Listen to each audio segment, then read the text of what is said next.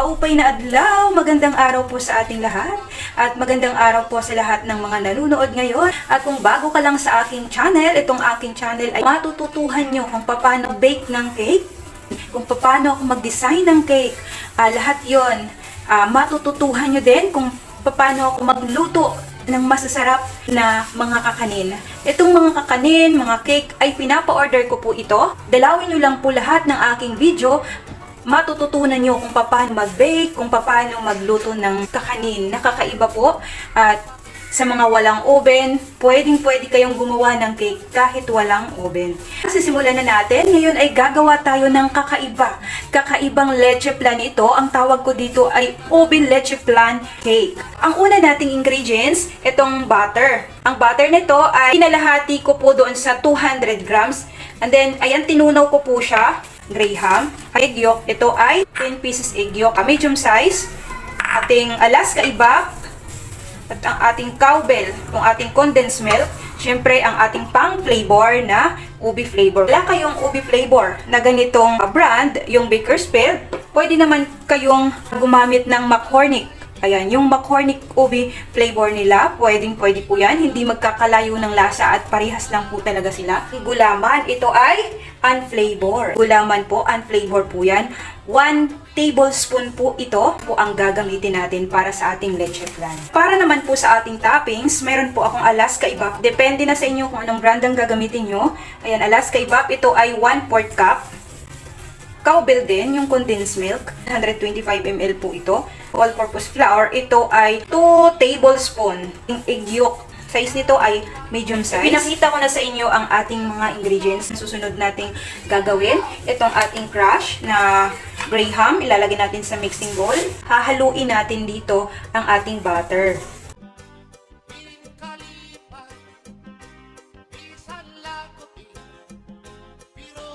Ito pong aking baking pan, ito ay 8 inches. At ang nilagyan ko po siya ng parchment paper para pagkatanggalin natin dito ang ating cake, madali lang po siyang matanggal pag nilagyan natin ng parchment paper. Then kung sakaling wala kayong parchment paper, bond paper na long o short, lagyan nyo lang ng butter para hindi dumikit magkabilaan. Pagsamahin, lalagay na po natin dito ang ating crush na ginawa. Pipit-pitin lang po natin. Uubusin po natin paglagay dito.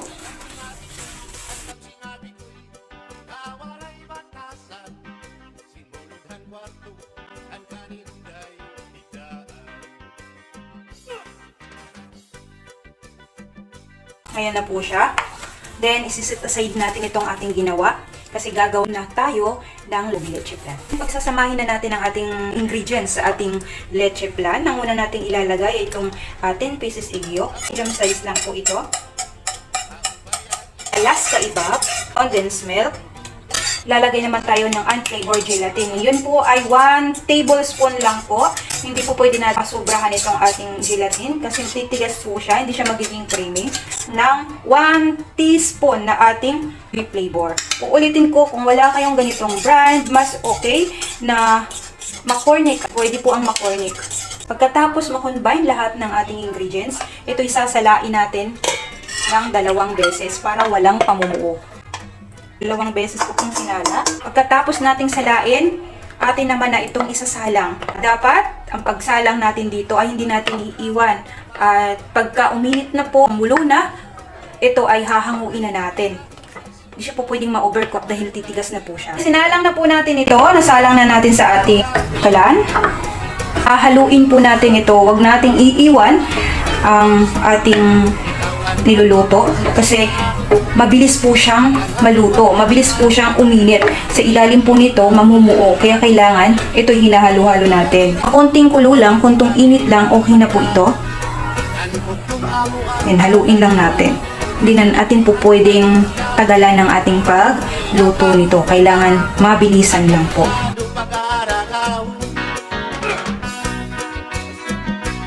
Nakikita nyo, malapot na yan, maluluto na yan, patayin na natin ang ating apoy. Okay na yan, huwag na natin hintayin. Salin na po natin ito. Ganyan lang po siya, hindi na sobrang tigas na.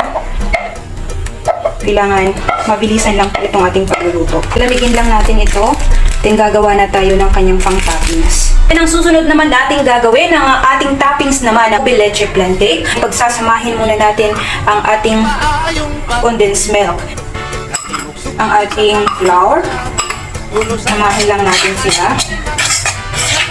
Alam niyo po ba kung bakit mas inuuna ko yung flour na ipagsama is ang condensed at ang flour? Kasi mabilis lang po siyang mahalo at hindi siya namumuo. Kasi kung lagay natin agad ang itlog, mahirap na po itong haluin at talagang may pamumuo na po siya. Hindi tulad ng condensed at all-purpose flour muna ang pagsasamahin. Kasi pagsamahin muna natin ang all-purpose flour, madali lang po yun. Pag ipagsama ang all-purpose flour at condensed milk, madali lang po siyang mahalo at wala kang makikitang pamumuo. Egg yolk. Ating egg yolk ay 2 piraso po ito. Medium size po. Yan, pagsamahin na natin.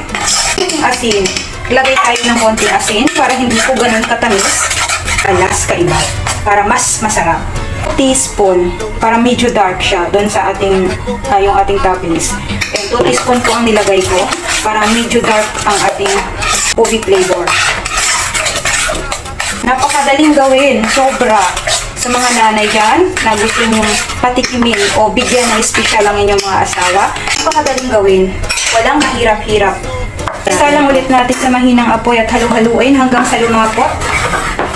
At matatapos na tayo. Ganun lang kabilis. Wala nang iba pa. Wala na ka nang gagawin.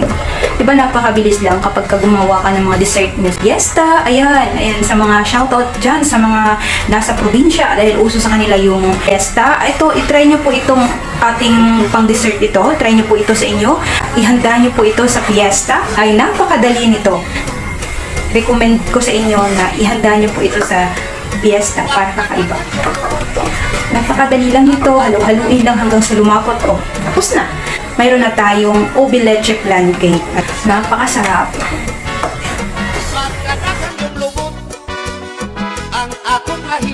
Tingnan lang natin na lumapot. Pagkalapot nito, okay na siya. Napakadali. Walang kahirap-hirap. Hindi ka mag-i-steam, hindi ka mag-bake. Lutuin mo na lang ng ganito.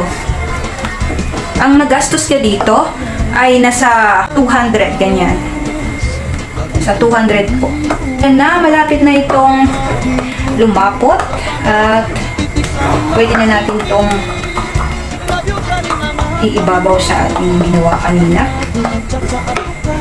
At huwag na huwag niyong hahayaan na ito ay iwan na hindi kinahalo-halo. Malapot na po ito. Okay na po ito. Ayan. Medyo tumigas-tigas na po siya. Super lapot na niya. Papatayin na po natin ang ating apoy. Salin na po natin. So, isinalin na natin. Hintayin lang natin ng lumamig ito. Lagay natin muna sa ating ref ng 2 to 3 hours. Yan, balikan natin ng 3 hours or mahigit pa para medyo tumigas ang nasa ilalim nito. Hintayin na lang natin na tumigas itong ating ilalim. Lalagay po muna natin ito sa ref ng 3 to 4 hours. After 3 hours sa ref, tanggalin na po natin yan. Ayan na po siya. Mga kawaray. Masasabi kong napakasarap nitong ating ginawa. Ubi leche flan cake. Perfect. I-slice na po natin ito. Tikman natin kung gaano nga ba kasarap itong ating leche flan ubi cake.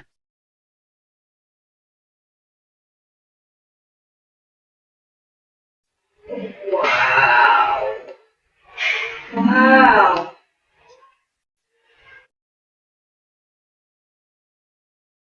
Kita nyo naman, akala mo ay cheesecake yan. Pero hindi. Yan po ay leche flan ubi cake. So, ayan. Hanggang sa susunod at sana'y may natutunan kayo ngayon sa ating video, sa aking recipe. At kung nagustuhan nyo, isubscribe nyo po ang aking YouTube channel, ang Madiskarting Waray.